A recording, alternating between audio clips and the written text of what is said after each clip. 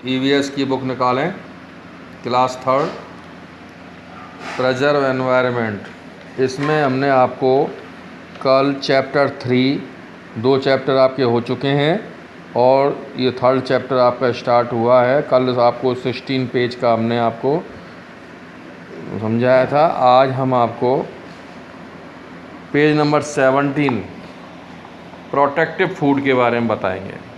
तो protective food का मतलब है बच्चों, जो हमारे शरीर की ऐसा भोजन जिसको खाने से हमारे शरीर की रक्षा होती है, बीमारियों से लड़ने की ताकत पैदा होती है, तो ऐसे भोजन को हम प्रोटेक्टिव फूड यानी रक्षात्मक भोजन कहते हैं। Fruits and green leafy vegetables, फल और हरे पत्तीदार जो सब्जियां होती हैं, help us to fight against disease, वो हमारी मदद करती हैं बीमारियों से लड़ने में।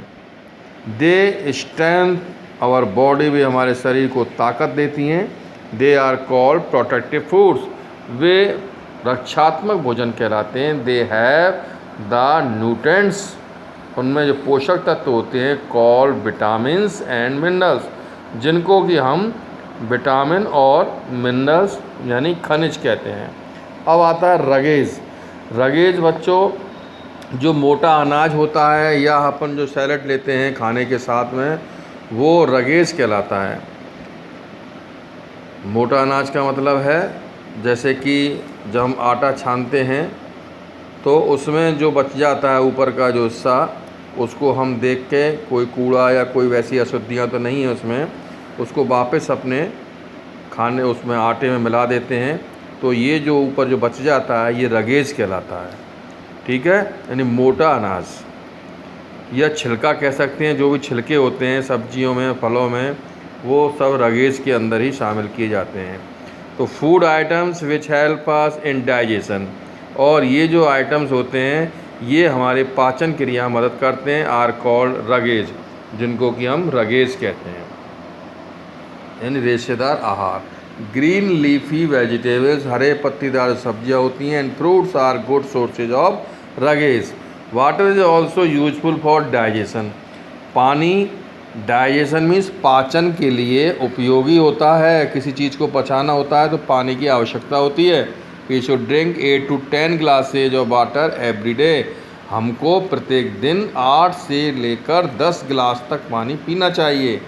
It helps to remove waste product from our body, तो ये हमारे शरीर से जो वेस्ट प्रोडक्ट होते हैं उनको स्वीट के द्वारा यानी पसीने के और यूरिन के द्वारा वो उसको बाहर निकाल देते हैं। अ बैलेंस्ड डाइट, संतुलित आहार।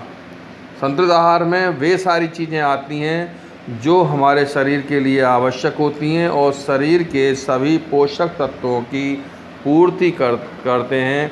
ऐसे आहार हमारे बैलेंस्ड डाइट कहलाते हैं। बैलेंस्ड डाइट मीन्स संतुलित आहार। We must eat food which has all the necessary nutrients, वे हमको क्या करना चाहिए, ऐसा भोजन खाना चाहिए जिसमें सभी पोषक तत्व मौजूद हों। सच ए डाइट, इस प्रकार का जो आहार होता है, विच हैज़ ऑल नेसेसरी न्यूट्रिएंट, जिसमें सभी प्रकार के पोषक तत्व होते हैं, इन राइट प्रिपोर्शन, प्रिपोर्शन कहते हैं अनुपात, सही अनुपात में, is called a balanced diet, इसको हम संतुलित आहार कहते हैं। A balanced diet is one which has a little of all the different types of food. तो बैलेंस डाइट के अंदर सभी प्रकार की जो चीज़ें होती हैं वो सब शामिल होती हैं इसमें, और विभिन्न प्रकार के भोजन शामिल होते हैं। For example, A lunch of rotis, lunch के अंदर rotis, rice, dal, cooked and raw vegetables, पकी दाल एंड रॉ वेजिटेबल्स, कच्ची सब्जियां, एंडिंग विद फ्रूट, जिसके अंत जो लास्ट में हम क्या लेते हैं, फ्रूट्स एंड मिल्क और लस्सी। फ्रूट्स एंड मिल्क, दूध ले सकते हैं, फल ले सकते हैं भोजन के बाद में, और लस्सी। Therefore our diet should have various fruits, vegetables and other food items, इसलिए हमारे आहार में विभिन्न प्रकार की चीज़ें शामिल होती हैं, जैसे फल, सब्जियां इत्यादि। A balanced diet is different from people of different ages, अलग अलग उम्र के या आयु के जो लोग होते हैं उनके लिए आहार अलग अलग होता है। संतुलित आहार for a new born baby, यानी जो नवजात शिशु होता है या जो बच्चा छोटा बच्चा होता है जो न्यूली बॉर्न होता है, मिल्क जो है ना उसके लिए दूध पर्याप्त होता है। ग्रोइंग चिल्ड्रन, बढ़ते हुए बच्चों के लिए have to eat a greater variety of food, उनको विविध प्रकार की किस्मों का भोजन करना चाहिए। वाइल ओल्ड पीपल, जबकि बूढ़े लोगों को, जो वृद्ध लोग होते हैं, have to eat food that can be easily digested, उनको ऐसा भोजन करना चाहिए जो कि सरलता से जिसको पचाया जा सके।